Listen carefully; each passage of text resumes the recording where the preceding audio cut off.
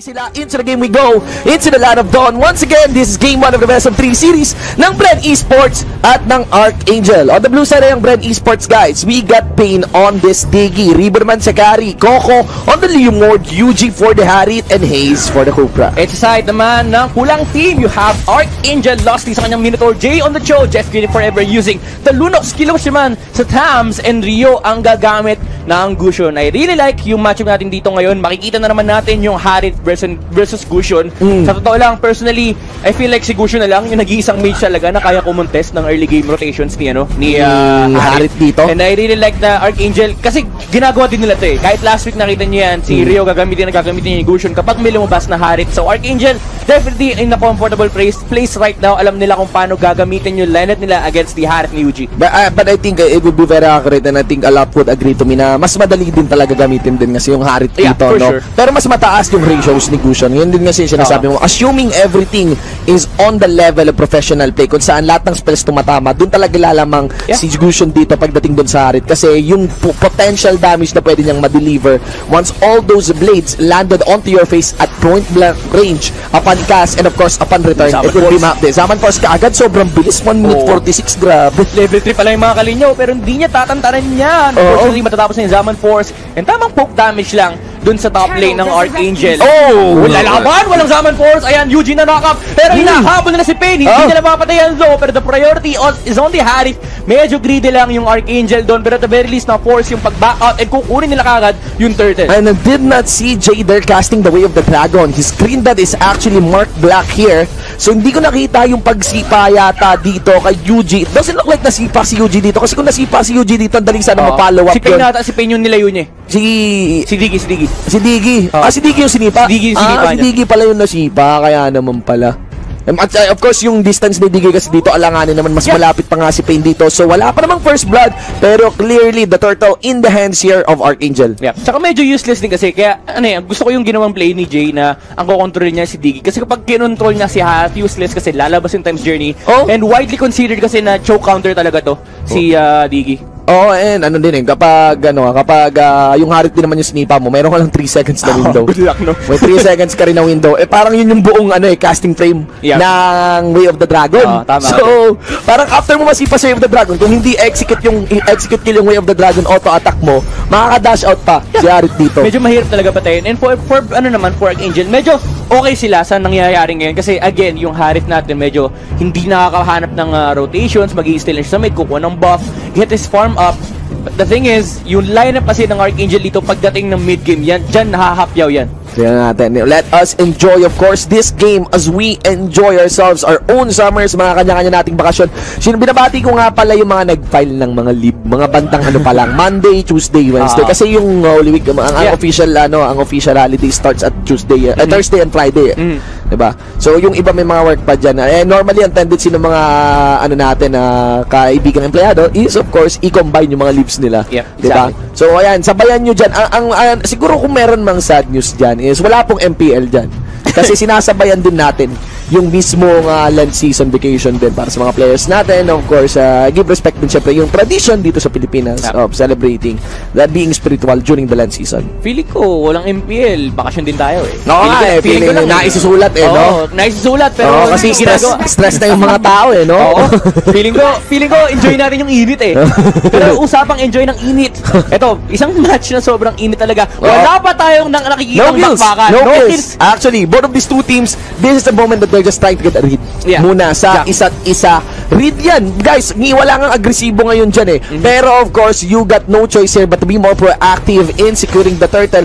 The interesting part here is this is the first time actually that I'm seeing the likes of BREN Esports na mas conservative yung approach doon sa turtle. Meron siguro silang admittance dito. They want a late game for the carry, maybe onto the Liu mode. And as long as hindi naman nakakuha ng consecutive kills yung Gusion dito, okay pa rin. No? Yun yung signature playstyle ng BREN Esports. Yung sobrang aggressive. Pero hindi siya aggressive na mapapasama sila. Controlled aggression yun. Pero the thing is, yung lineup kasi nila dito, it allows yung space para makapag-fight towards the game. Pero ang ganda naman ang pasok ni UG dito. Under third Zaman Force yan ha. Yung ganang bomb sa may pinakalikod. But you can actually see the sacrifice. It would be the top lane side. Ben Coco destroying the first turret.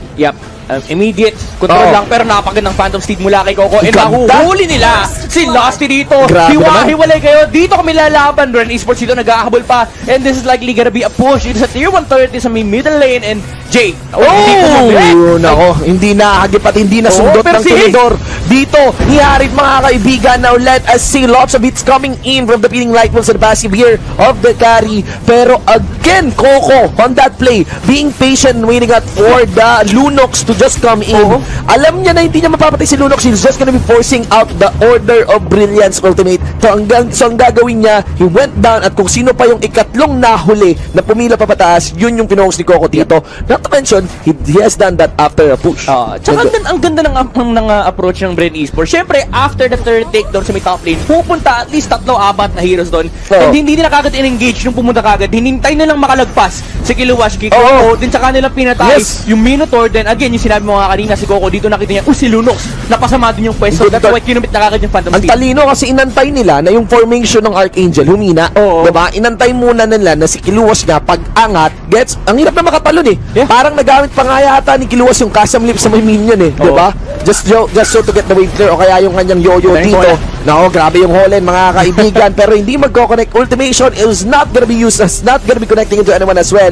So that's gonna be one ultimate down. A crucial one actually mula kay Haze. Pero ito, power spike for Archangel. The Truncheon has been picked up by Jeff Philip forever. Pero ito, nakahuli si Jay! Naku po, napakaganda ng catch ng BREN Esports ito. And again, immediately translating into objective. This is the BREN Esports that we are looking for. The objectives, the kills, ang bibilis ng kanilang galaw. Nabaliw si Jay doon, pre. 4 yun ah.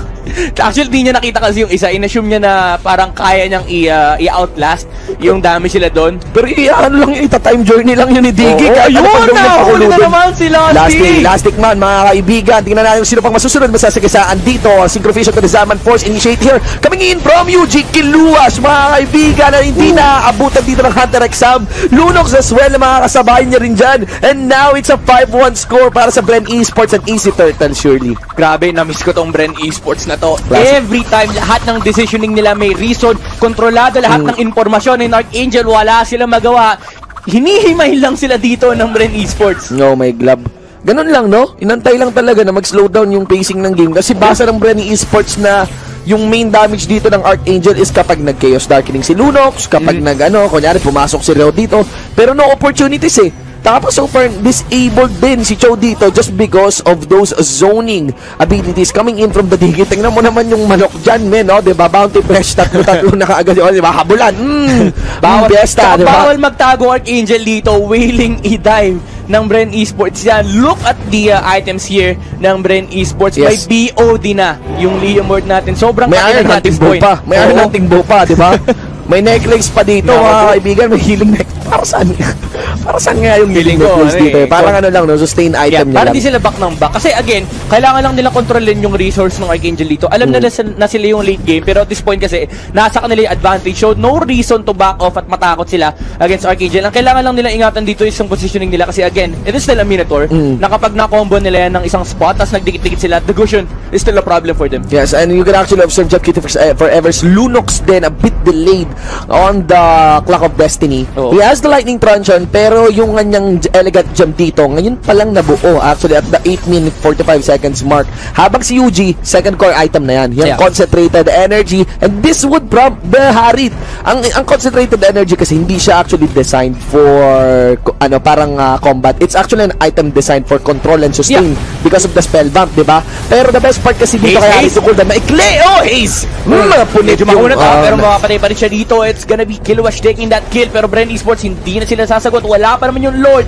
It is not that time. Si Coco dito, free farming lang sa may top lane. Tamang trabaho lang. Kinokontrol niya nga din yung vision sa kanya. Hindi siya basta-basta din nagpapakita. Pero of course, may good read naman yung Archangel dito. Yung nasipatan nila yung mga membro ng BREN Esports na hindi pa rin kasama si Coco. So there's a good chance that he is actually staying up top. And Coco here is actually feeling pretty well for himself. Again, alam natin na may BOD na nga siya dyan. Oy!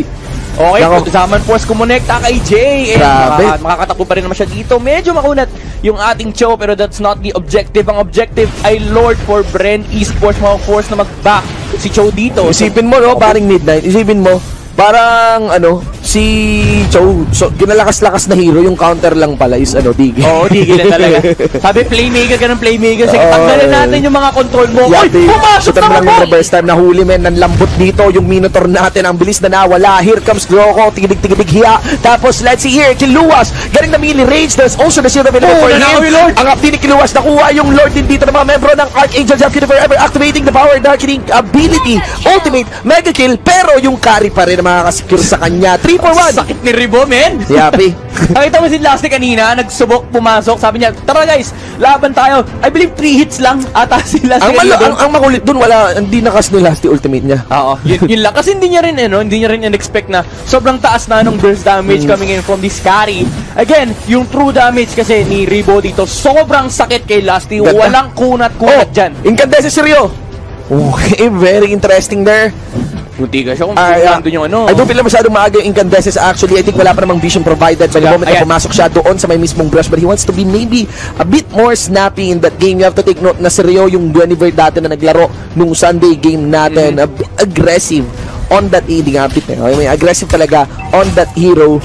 Pero, ayun, paring midnight. I mean, good thing na lang na nakuha ni Jeff Cutie Forever yung Lord dito. Yeah, kasi kung nakuha ng BREN eSports yung Lord, butas ang base. Imagine niyo na lang na kapag nag-push sila with the Lord, meron kang Zaman Force na pwede mo ilapag. So that's gonna eliminate Archangel na susubukan kumontes yung turret. So kapag napatay na yung turret, re-recta inhibitor yan. And remember, walang kwenta si Jay during the teamfight kasi si Pain, kung nakita niyo yung teamfight kanina on that Lord, tinitipid na yung times journey siya. Subukan mong mag-Jeet Kondo, subukan mong mag-Way of the Dragon. Yun lang, no? Nakaabang na times journey. Yun lang. So parang na talaga, countered na yung full set of abilities ni Cho dito that is within the range of that times journey. Tingnan natin kung merong matindi na magagawa ditong rotation ngayon ang Archangel bilang pambawi. Then sa kinlamang ng BREN eSports Thunderbelt available for the carry here on top of that bloodthirsty axe. Yeah? May gem pa. Pampakunat na lang ko.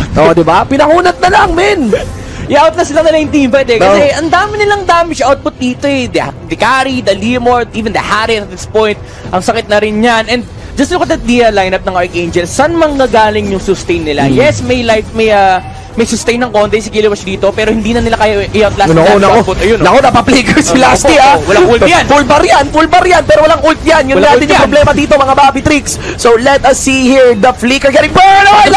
Nahagip dito ng Phantom Steve, pero ang hapdi pa rin mga blade din mula kay Rio. Tingnan natin kung sino ang mapapalayo. It's gonna be Jay here, staying into the bottom lane side. They have a good read. Napansin nila wala yung Cho. Recall out si Jay. Nako po, mukhang hinaram ng Archangel si KTT. Pero hindi yan battle type na Cho. And again, BREN eSports just controlling the information needed here. Pero magkakaroon muna tayo ng pause. May konting technical difficulties. Buko muna. Buko break. I like yung ginagawang playstyle ng BREN eSports ito. Again, kontrolado lahat ng information Ito yung BREN eSports na kinakatakutan ng mga teams dati kasi every decision that they make, lalo yung push sa may kanina sa may bottom lane na nung nahuli si Jay, it was very controlled kasi again sinubukan nilang puntahan si Coco sa may top lane, yung Leomord na may sariling mundo. Then nung nakita nila na may dalawa sa taas, tapos may isa sa mid, for sure si Jay sa bottom lane, kahit pa samahan ng isa yun, mapapatay nila yun 4 versus 2, walang walang tanong-tanong doon, let's go. Pag 4 versus 2, automatic talaga yun. Mainit pa rin ang laban, pero we can clearly say naman na yung BREN eSports yung may lamang dito. Yeah, for sure. Pero hindi malabo yung comeback capacity dito. It's actually there's just a demand na mabigyan ng opportunity makashoot si Minotaur. Pero you can actually see how BREN eSports harass the moment that they know that the Minotaur, even the likes of the Minotaur, is within distance ng kanilang damage. Tapos hindi pwede mag-initiate yung Minotaur. Alam kasi ng BREN eSports na hindi pwede basta-basta mag-follow up, makaka-follow up yung mga membro ng Archangel, yung kanyang mga teammates. Imagine kung nag-follow up kung nag-follow up ka agad, kunyari nag-initiate si Minotaur doon sa may bandang gitna. Lahat sila sa hagip na hagip nung Phantom Steve ni Coco dito. Actually nahagip nga ng konti, 'di ba? Pero buti na lang si Rio pumasok. And yung Shadow Blade onslaught niya may kasama kasing proc ng lightning truncheon, so sapol sakto yung timing nun Sometimes you need to count that one as well yung proc ng lightning truncheon kasi taas talaga nung quick burst na yun Masakit talaga. Minsan nagtataka kasi pag naglalaro ka, parang biglang masakit ako, tapos biglang hindi. Parang yung una mong kinombo nung sakit, pumasok ulit, hina ako bigla. Tapos yung una mong pinasok, Yung pinasok mo sunod marksman, di namatay. Diba? Ganun pala yung damage ko. May mali Lightning Truncheon, guys. Lightning Truncheon to be learned on that one. Guys, binabati ko pala. Anong date ngayon? Sabado, no? 13, no? Sobrang init. At least hindi na working day. Kasi nung Friday kahapon laban eh. Lumabas ako kahapon actually. Naramdaman ko yung init para ako nilulutong itlog. Hindi ko maintindihan eh. Parang ang inihaw na buko. Yun. Inihaw na buko. Ayan, intro game we go, guys. Uy, nako. Okay. Pero check na yung items ha. Endless battle na si Coco dito. Ang hapdi na niyan. Yeah. Okay. Oo nga pala. Yung necklace pala, component yata yun sa Ogre Tomahawk. Nakalimutan ko. So, towards endless battle din dito. And of course, fleeting time yata yun. Yung, kay Harith? Oo. Doon sa baba ni Coco, hindi yata kay Harith yun eh. Pero antayin na lang natin. Si Lunox. Hindi, si Lunox Archangel na side. Sa teammates. Sa side ng BREN. Na-miss out lang namin onto our monitor. Pero antayin lang natin, guys. Okay, meron lang technical problems na nangyayari mula sa side din ng mga players natin. Pero ayan, binabati ko lahat ng mga nagbabakasyon. Lalo pa yung mga talaga, no? Yung nadadali nung rotating. Hindi kasi yun basta brownout eh. May announcement naman din. Nung nag-announce actually nung Wednesday na buting nga kami na hindi kami inaabot. Pero nakalagay doon sa announcement may Metro Manila. So ako kinabahan ako. Sabi ko, kailangan ko na mag-ayos, ligo. Tapos ipunin ko na lahat ng pwede kong gawin. Pag-tuning na brownout. Pero fortunately, hindi kami tinamaan ng brownout. Pina-importante bagay na ma-impact nyo dyan would be water din, di ba? Water, tapos ako sa totoo lang, power bank. Naka-charge ng phone, power bank. Kasi pag communication, sobrang importante. Tsaka pag brownout, asa kasi data, pwede kang mag-embed. Diba? Yun ang masaya. Kasi pag ibang games, PC, wala eh. Pero kanina, napadanaw sa mga toda-toda na naman. Toto ML lang sila, kahit mainit sa labas. Yung iba nakatambay, tas nakahubad pa, no? Hindi ko alam kung hindi. Parang muntik ako mapagkamalang membro ng asosasyon dahil doon sa Toda. Yung damitan mo kasi. Yung damitan ko kasi ngayon pantoda yan Saging polo, nakabukas. May kulang pa yan. Hindi na ako nakahanap kanina sa palengke. Abaniko. Nagana ng abaniko. Diba? Para talaga Summer team. Next episode na tayo ng banana cute.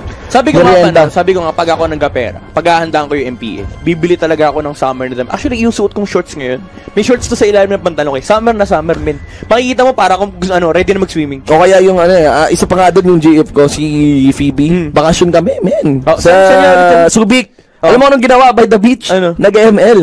Diba? Sayang yung beach.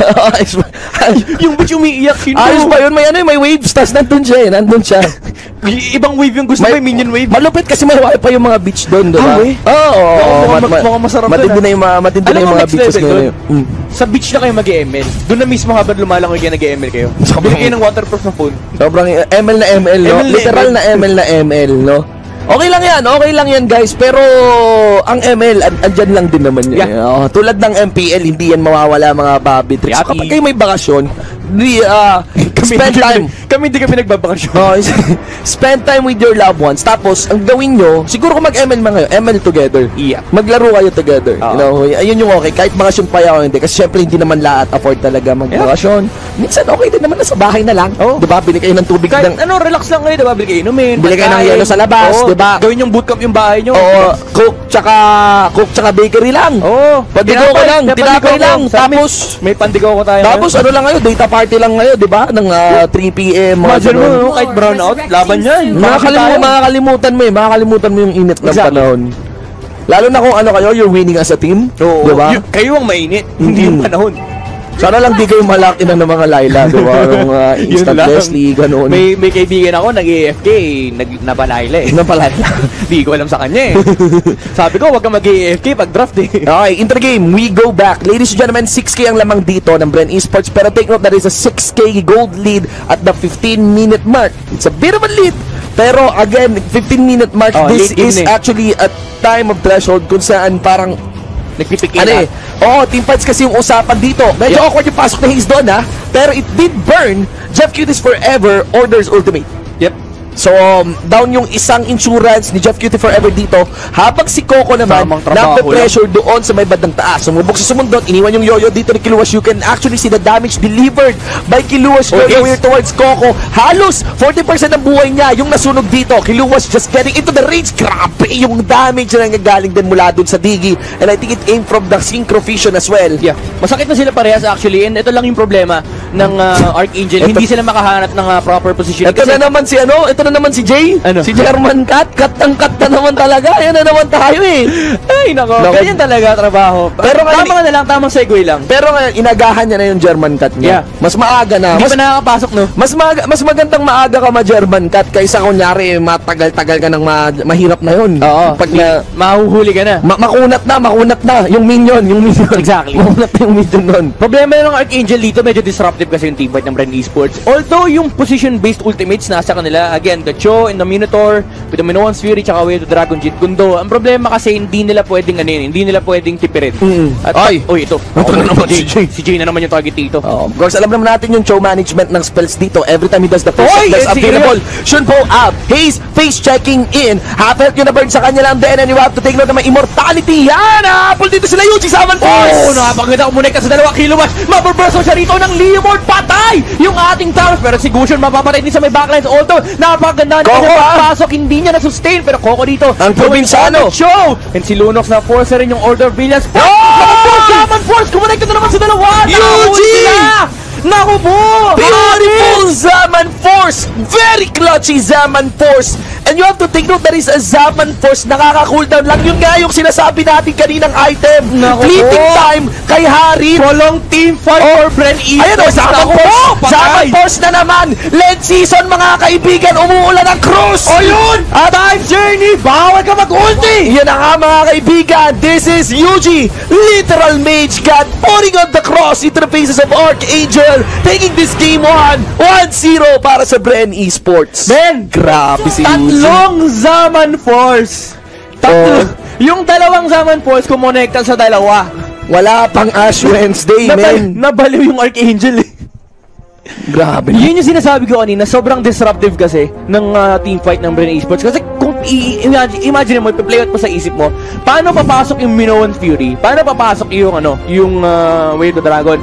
Yung Harit pa lang problema na nila eh. Yung Zaman Force, pag kumonekta sa 2, they need to disengage. Meron naman silang re-engage again with the Minoan Fury. Kaso, ang laking problema ni Pain dito, yung Digi. Kasi yung control ng team ng BREN Esports dito, position-based din. So, ang hirap for Archangel na makaharap ng proper team fight.